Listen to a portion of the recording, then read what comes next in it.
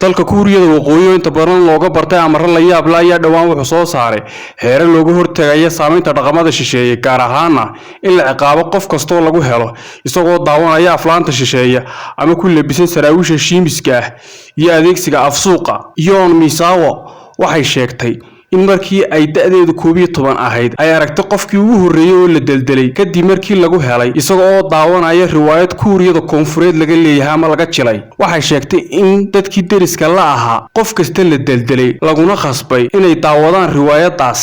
haddii aad daawan weydo waxa la idinkugu tirinayaa inaad gasheen khiyaano qaran ayay tiri Yoon Miyaso oo ku sugan Seoul xilli ay la hadlaysay warbaahinta.